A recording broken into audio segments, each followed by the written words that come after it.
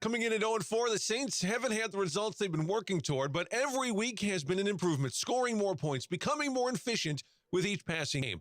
3 of their 4 opponents so far this season have ranked in the top 25, and none of the 4 games have been decided by more than 1 score.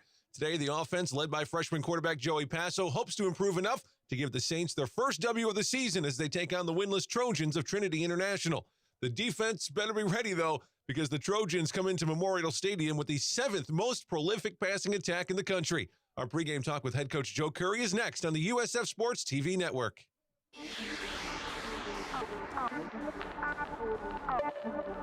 Pulls up for the tie. Got it! We're going overtime.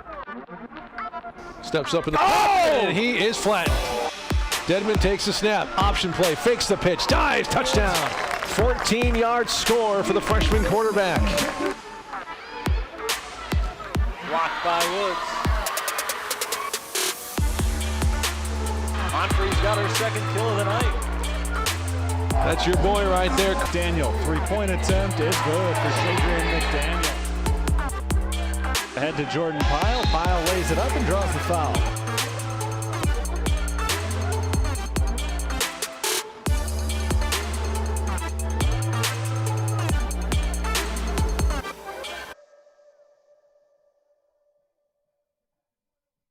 Got a few minutes to go till kickoff here between St. Francis and Trinity here at Int'l. Our pregame discussion with Coach Curry. Coach, how you doing today? Doing fine, man. Good, appreciate it. It's what a crazy year it's been. We're about halfway through, I think, at this point of the season. Yep. You've had a game postponed one week and then canceled the next week. And then you had a bye week. So I think you went 3 weeks without playing a game. How do you assess? It wasn't meant to be, I guess. But, it has been a crazy year, and you're right, we're halfway done. And, looking back on this half, it's, there's been some good things. There's been some challenges. But I think the one thing that I am 100% proud of is the fact that the way our kids play and the way that they come out and fight till the very end every single week. And I think they understand that they're a good team that's just got to figure out how to win. And it seems like you guys are getting closer and closer to that every single week. You guys have played out of the 4 games, 5 teams. They've all been 1-possession games at the end of it. I know it was Robert Morris, I think it was an 8-point game. St. Xavier was a 7-point game. Olivet Nazarene last week, you were this close, ended up being a team's play at the end of the game. But every single one of those games against great competition, you guys are getting better and better. And is that the feel? Are getting better and you're getting closer and closer to making those close losses, close wins? I think every week we are getting better. Defensively, it's been we are playing well, and our kids are playing with a lot of confidence, and they're doing some really good things. Above anything, defensively, this year, our kids are very, very coachable. Anything that we ask them to do, they do. And then you have a little bit of success. You get some turnovers. You start playing well, and that stuff's infectious. And everybody that wants to go in there defensively wants to make those plays. Yeah. Offensively, it's been a little bit more of a challenge just because we've had injuries here and there, and I constantly bring up our offensive line, but in reality, our offensive line. One of our starters, Riley Okuna, he practices 1 day a week. I mean, that's the reality of it because of academics, and so our starters are together, but, they're getting better, and every week we do get better offensively, but I commend our offense because they've kept on, pounding the rock, as we say, keep going, trying to go 1-0 every week. And they've adapted, they've changed. We started out this year on offense as an inside zone run team. And now over the past couple of weeks, we've been, changing up what we do in the running game. We've been changing up how we attack people. We've been changing up some different things. And you'll see more of that today. We're going to get in some empty formations just to throw screens out to Rayvon and Liam, just to get the ball in their hands. I mean, simple things, move the football. And make it easy on our kids and give them confidence, just like we're playing on defense. I'm like, we lost a heartbreaker last week, but at the end of the day, I think that was the best football game we have played up to this point this year. And it's just unfortunate, it was kind of a stab in the heart kind of thing where, our kids play. I felt so sorry for our kids because they played so hard and they did everything that we asked them to do. And even, they returned the punt for a touchdown, but there was not a lack of effort on there. There was not a missed assignment. There was, honestly, Rayvon got clipped in the back on the 9-yard line, and it's plain as day, and they never called it. Mhm. And those are the breaks that happen sometimes. You don't get the calls, and you got to live with what happens. It was very, very blatant, but that doesn't, it doesn't change the fact that it was his. And to lose games that way, I told our team, I don't tough situation that's happened here over the past 5 weeks. And I know this, that tough times don't last, but tough people do. And, we're going to learn something out of this at some point, and I just Well, don't know hopefully when it's it this is. week. You get there and get a win. Trinity's had a rough stretch here the last couple of seasons, so hopefully we get out there. The ball can get moving. Quarterback has been not an issue. You guys got some good talent there, but you've had to cycle through a few of them because of injuries. You got young kids getting in there trying to get their feet wet at the quarterback position. You mentioned your skill position guys who are great. We just got to find a way to get them the ball, right? That we can do that. Joey Passo, talk about him. He's the freshman you're going to have starting today, right? Yeah, I mean, Joey, quite honestly, he got his first start versus Roosevelt, and I think he got, his eyes got a little big for the situation. And I thought that last week versus Olivet, he calmed down. He made some really good throws. He did some things that we always thought that Joe would be very good at, creating, getting out of the pocket, making plays, making some throws. And he did that last week. He had one bad throw. Wasn't a bad decision, but it was a bad throw that he threw a pick in the end zone. We had said all week that we wanted to go at 34. For Olivet, it really didn't matter who was on him. Well, then 2 plays before he threw that pick, their stud corner, number 21, went out via injury. So they had their third corner on Ravon, and Joey didn't recognize it. Mhm. Those are things that as he gets going and he will recognize those things, and hopefully, he can execute those things from here on out. But he does a good job of making plays for us and doing what we tell him to do and putting the ball where he's supposed to put it. And if he does that, that puts the ball in Ravon's hands, that puts the ball in Liam's hands, that puts the ball in our back's hands, and our other wide receivers' hands. Easy throws, easy this, And if Joey can do that, our offense is going to be just fine. We're going to move the ball. And one of our big things, with Joey, at least last week and continuing on, is one of the big things I thought early on, and we felt this as a staff, is the games, like teams were beating us 2-1 in clock management for the first 4 games. And, last week, Joey did a great job of getting a couple first downs, of moving the chains, and just, giving the time management a chance to come back in our favor a little bit. And when that does, the defense ain't on the field 90 plays. And that's what we're going to try to do. Rallied off 100 football plays on offense versus St. Ambrose. So they run a ton of plays, and defensively, we can't be out on the field all that long. We're good, but we're not good when we're out there 100 plays. So Yeah, for sure. we can milk some clock and do some things, move the ball on offense, and get really good. Much of a running game, but they can pass it. They got a quarterback who can throw it. They got a couple of weapons they can get him to. I know they've been forced into passing a lot, which is padded the numbers a little bit, but they're over 50% throwing the ball. And from what I gathered, you're going to be down a few cornerbacks today too, right? Yeah. Well, one is Angel Mata's still up in the air, but it doesn't look good. Strama will still be out.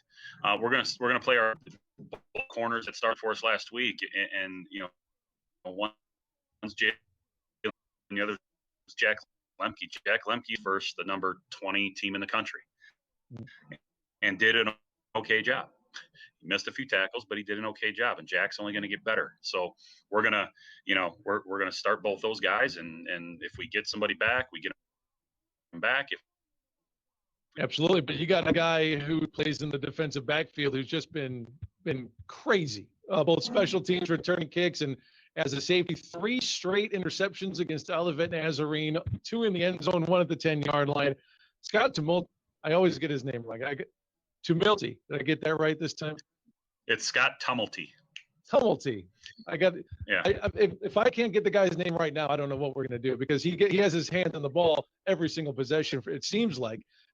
Did you expect that kind of outburst from coming in as a freshman, or has he been a bit of a surprise? Well, so I will say that when he came in as a freshman in 2019, like, we were going to start him, and then he dislocated his elbow, because we thought, now we had him playing corner, and he was going up and compete. If you're competing with Ruffin and getting the ball out, you must be all right. But no, nobody knew. We get him back here this January, and nobody knew. We knew he was a good athlete, but nobody knew what he was going to be able to do. And he's been awesome. Really, a really smart player too. He's actually played what we call our penny. He's actually played our free safety. He's actually played our rover. He's actually played corner. Versus Roosevelt, I went play to play. I said, Scotty, go play corner and move the corner to your penny spot. I mean, we were able to do that defensively, again, because our guys are so coachable and they understand exactly what's going on. And so I commend those guys for that. But Scotty has been one of the things I think that we've been really good at, hopefully it continues today, is our red zone defense. Our red zone this year than I think we've ever have. And I think a lot of that has to do with what we're doing, because it is new, but at the same time, our kids are executing it. And that's something special. You can draw something up on the board all you want, but if your kids can't go out and do it, then what good is it? And I think that, Scotty has been awesome at whatever we've asked him to do.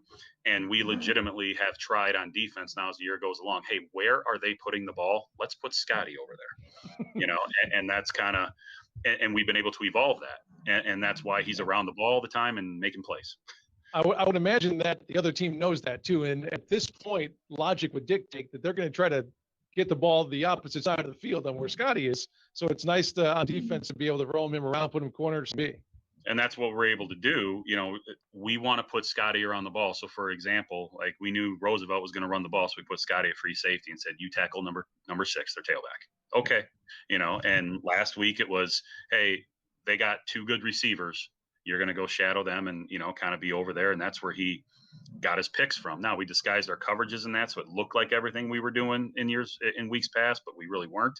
We were doing something a little bit different, and the kids picked that up and they went and executed it. And that was one of Scotty's picks at the end in the end zone was, we looked like we were playing a too high look, and Scotty rolled to the middle and confused the quarterback. He threw it up and, Scotty made the play, so, and I hope he continues to make those plays, because here's the reality. Like Scotty has 3 picks last week. I couldn't believe they were his first 3. And our complaint to Scotty was he only ran for 7 yards. It's like, dude, how do you have 3 picks and only have 7 yards? And then he took one out of the end zone, and I told him, I said, Scotty, what are you doing? Don't take it out of the end zone. Yeah, he's like, oh, yeah. And I said, Scotty, if you take it out of the end zone, it has to go 108, okay? It's like the next time he takes one out of the end zone, it's going to go 108.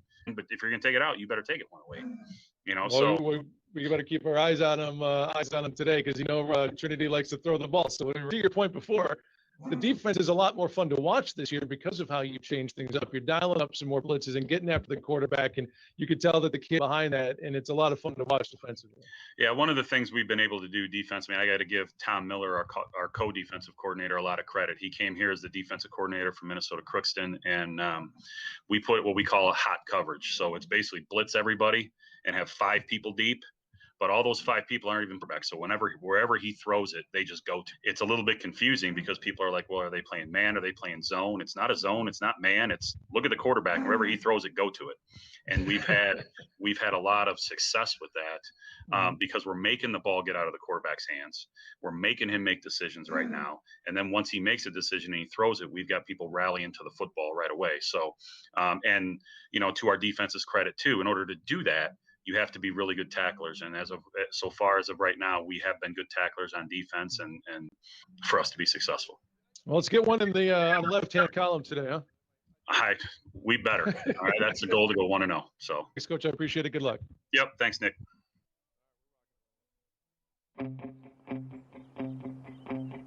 There's a call to be answered. Time is still on your side. The pads still feel good.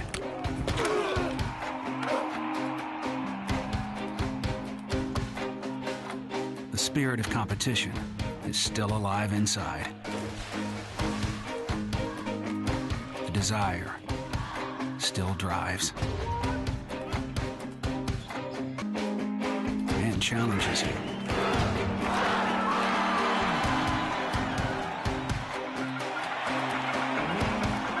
There's always room to grow.